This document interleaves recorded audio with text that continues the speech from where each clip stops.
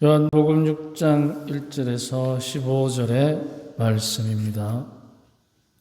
그때 예수님께서 갈릴레아 호수 곧 티베리아 호수 건너편으로 가셨는데 많은 군중이 그분을 따라갔다. 그분께서 병자들에게 일으키신 표징들을 보았기 때문이다. 예수님께서는 산에 오르시어 제자들과 함께 그곳에 앉으셨다. 마침 유다인들의 축제인 파스카가 가까운 때였다. 예수님께서는 눈을 드시어 많은 군중이 당신께 오는 것을 보시고 빌립보에게 저 사람들이 먹을 빵을 우리가 어디에서 살 수 있겠느냐 하고 물으셨다. 이는 빌립보를 시험해 보려고 하신 말씀이다. 그분께서는 당신이 하시려는 일을 이미 잘 알고 계셨다. 빌립보가 예수님께 대답하였다. 저마다 조금씩이라도 받아먹게 하자면 200데나리온어치 빵으로도 충분하지 않겠습니다. 그때 제자들 가운데 하나인 시몬 베드로의 동생 안드레아가 예수님께 말하였다. 여기 보리빵 5개와 물고기 2마리를 가진 아이가 있습니다만 저렇게 많은 사람에게 이것이 무슨 소용이 있겠습니까? 그러자 예수님께서 사람들을 자리 잡게 하여라 하고 이르셨다. 그곳에는 풀이 많았다. 그라야 사람들이 자리를 잡았는데 장정만도 그 수가 5,000명쯤 되었다. 예수님께서는 빵을 손에 들고 감사를 드리신 다음 자리 잡은 이들에게 나누어 주셨다. 물고기도 그렇게 하시어 사람들이 원하는 대로 주셨다. 그들이 배불리 먹은 다음에 예수님께서는 제자들에게 버려지는 것이 없도록 남은 조각을 모아라 하고 말씀하셨다.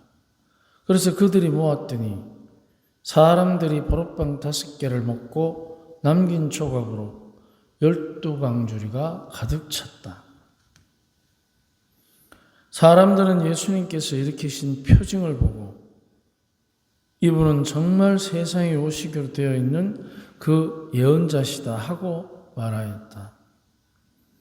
예수님께서는 그들이 와서 당신을 억지로 모셔다가 임금으로 삼으려 한다는 것을 아시고 혼자서 다시 산으로 물러가셨다. 주님의 말씀입니다.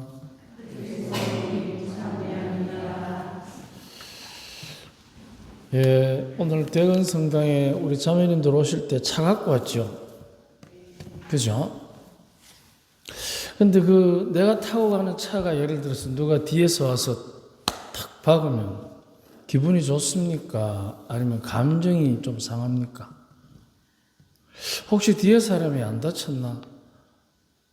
아픈 사람은 아닌가? 그런 염려를 먼저 합니까? 아니면 목덜미부터 잡고 내립니까? 맞아요. 우리는 항상 어떤 사건이 일어나면 그 사건이 일어난 장소와 시간과 그 사건을 일으키는 인물, 의도 이런 것에 관해서 집중적으로 관심을 가지게 됩니다. 지금도 뉴스에 보면 하루 종일 그 이야기를 합니다. 결과에 대해서.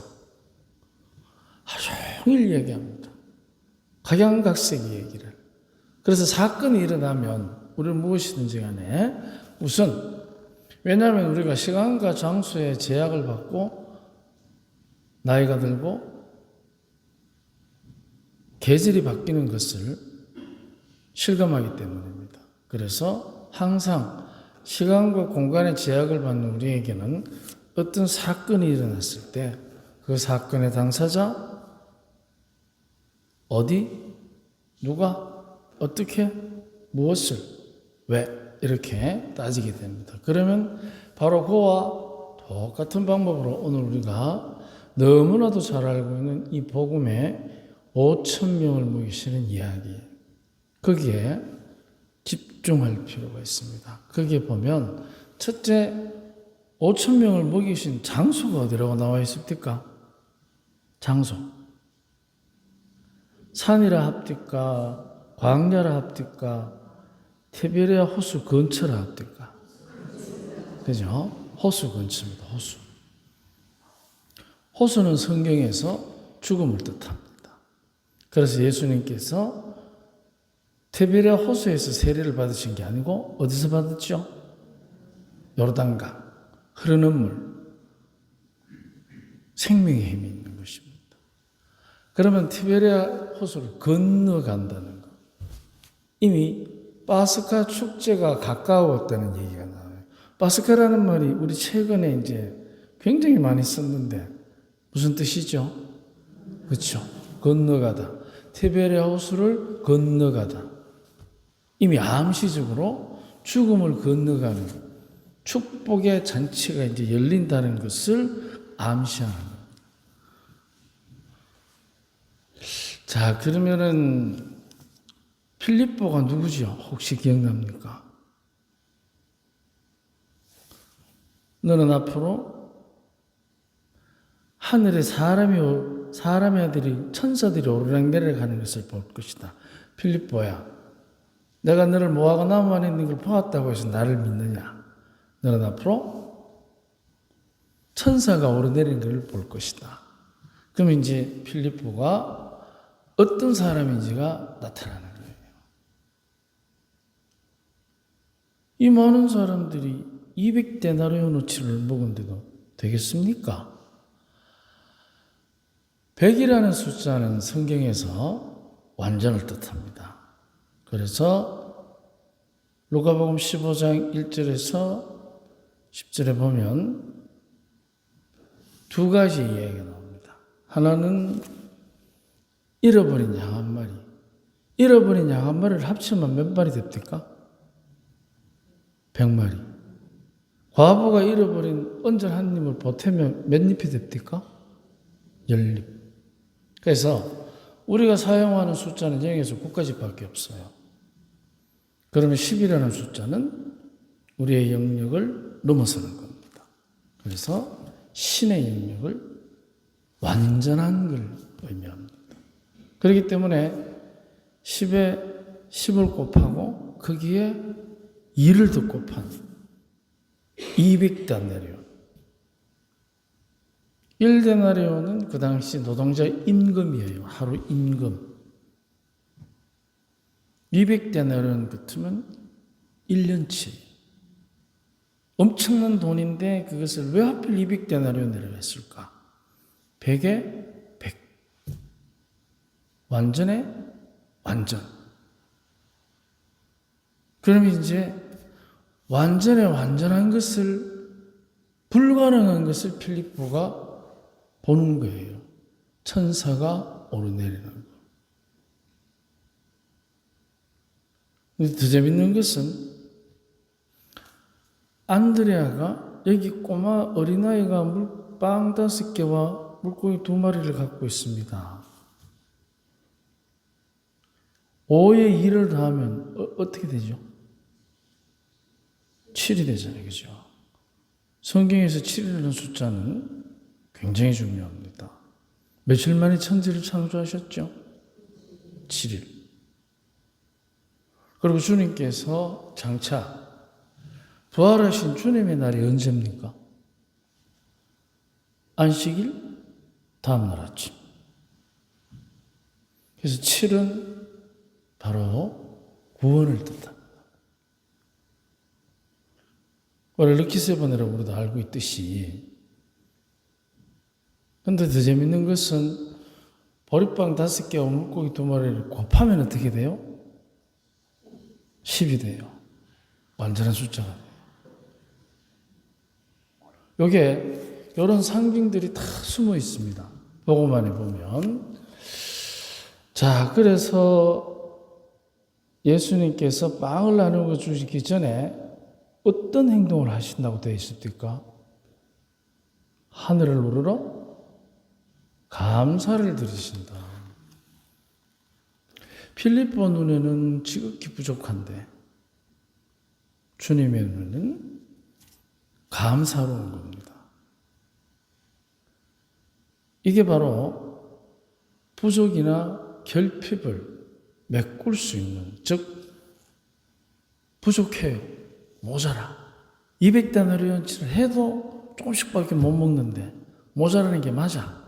그렇지만 그 부족한 가운데, 결핍된 가운데 주님께서는 부족한 것을 완전하게, 결핍된 것을 충분하게, 그게 아니고 먼저 해야 되는 것은 부족한 거 맞아요. 한없이 부족해. 그런데 그 부족한 걸 누가 가지고 있어요? 어른이, 아이가. 철없는 아가 도시락 싸온 게 아니에요. 엄마가 사준 도시락 들고 예수님 따라온 게 아니고, 그게 하늘나라에서 작은이, 자기의 것을 내어줄 수 있는 마음을 가진 사람, 아이. 어린아이와 같이 되지 않으면 하늘나라에 들어갈 수 없다. 바로 그 자기의 가진 것을 모두 내놓을 줄 아는 순수한 마음. 그러면 그 아이가 자기 것을 내놓으면 다른 사람들이 다 먹고 남을 것이라는 그런 마술 같은 상상을 하겠습니까? 아니죠. 모자라지만 내가 가진 것을 다 내어놓을 때, 바로 그게 모자라고 부족하고 결핍되어 있지만 뭘 찾습니까? 내 것을 다 내어놓을 수 있는 긍정적 마인드. 그게 200데나리온어치나 먹고 남는 사람에게 필요 있다 없다? 그건 다음 문제예요. 긍정의 마인드. 하느님 앞에 긍정의 생각. 그 아이의 순수함을 갖고 있는 거죠. 그러니까 그 순수함을 예수님께서 받아서 어떻게 하느냐. 200데나리온을 치는데 빵 5개와 물고기 2마리 가지고 될까? 안 될까? 메꿀까? 못 메꿀까? 다 먹을 수 있을까? 없을까? 굉장히 부정적인 생각입니다. 부족하고 모자라지만 긍정의 마인드를 가진 그 아이의 내어놓음이, 그 순수함이 뭐를 메꾸느냐? 모자라고 부족하고 잘못, 이거를 넣으면 도저히 불가능하지만, 그러나 그 가운데도 긍정적인 면. 빵 5개와 물고기 2마리가 있은들 없은들 주님께서 기적을 못 일으키시겠습니까? 하지만 빵 5개와 물고기 2마리라는 그 부족한 가운데의 긍정, 불가능한 가운데에서도 긍정적인 면을 찾아내는 겁니다. 그렇기 때문에 그 긍정이 기적을 낳는 거죠. 빵 5개와 물고기 2마리가 있고 없고는 중요한 게 아닙니다. 그래서 하느님의 영역으로 들어가는 거죠. 예로부터 물고기 2마리는 우리 지금도 마찬가지예요. 강가에 바다에 물고기 크라고 밥 주는 사람 없습니다. 자연스럽게 자라잖아요. 그렇기 때문에 물고기라는 것은 신의 음식으로 많이들 알았어요. 전통적으로. 빵 5개. 그 빵 5개는 우리가 밀을 심고 가꾸고 수확하고 가루를 만들고 다시 빵을 만들어야 되는, 우리들의 정성이 굉장히 들어가야 되는 음식이고, 반면에 물고기는 지대로 가는 음식이에요. 그건 신의 영역. 그러면 빵 5개는 사람의 영역. 열심히 해야 되는 거예요. 어떻게? 월화수목금. 안식일과 주님의 날이라는 거룩한 축복. 이 2개가 만나야 되는 거예요. 그래서 월화수목금 안식일과 주님의 날이 만나서 많은 사람들이 12강줄이 1년 12달 먹고 남을 것이다. 열심히 노력해야 됩니다. 그리고 축복을 기다리는 거죠. 이 둘이 만나야 된다는 거죠. 그런데 장정만도 5,000명이 먹고 남아요. 장정 5,000명은 예수님이 살았던 시대에 그 나라를 예루살렘을 점령하고 있던 로마 군인의 일개 군단입니다. 최정예 부대에 점령을 당한 상태죠. 그러니까 그들에게 맞서서 5,000명 정도가 모이면 판을 뒤집을 수도 있다는 거죠. 그래서 장정만도 5,000명. 그런 여러 가지 숫자상의 의미들이 그 안에 숨어 있습니다. 그렇다면 우리는 이 5,000명을 먹이신 예수님의 빵을 많게 하는 기적에서 우리가 묵상해 볼 여러 가지의 이야기들이 있지만 가장 관전 포인트 중에 하나가 뭐냐? 분명히 부족하고 불완전하고 불가능해. 우리 살다 보면 그런 상황을 맞이합니다. 그런데 불가능하고 잘못되었고 부정적이고 부족하지만 그 가운데서 빵 5개와 물고기 2마리를 내어놓는 긍정적 아유. 거기에서 우리는 하느님의 모습을 보는 것입니다. 주님의 뜻을 찾는 것입니다. 잘못되었고 부족하고 틀렸고 불가능해요. 하지만 그 가운데 그 모든 것들을 채워넣고 넘어설 수 있는 삶의 노력들은 뭘 잘해서 누구한테 뭘 많이 받아서 뭘 많이 알아서 그게 아니고 딱 한 가지 긍정적 아이. 긍정적인 면을 자꾸 보는 것입니다. 그런데 우리는 대부분 많이 알면 알수록 잘 나가면 잘 나갈수록 자꾸 부정적인 면을 봅니다. 그래서 말 표현도 부정적이고 생각도 부정적이고 남을 판단할 때도 부정적이고 그 결과가 어떻게 됩니까? 부정의 어른은 사실 회초리를 들지만 감사의 아이는 긍정의 아이는 모든 것이 감사롭습니다. 그래서 주님께서 감사의 기도를 들으시는 겁니다. 기적이 일어나잖아요. 우리 삶에서 기적 같은 치유의 힘은 긍정의 아이에서부터 출발한다는 것을 우리는 다시 한번 이 기적 같은 얘기를 예수님의 업적 기적에서 다시 한번 묵상해 볼 수 있겠습니다. 아멘.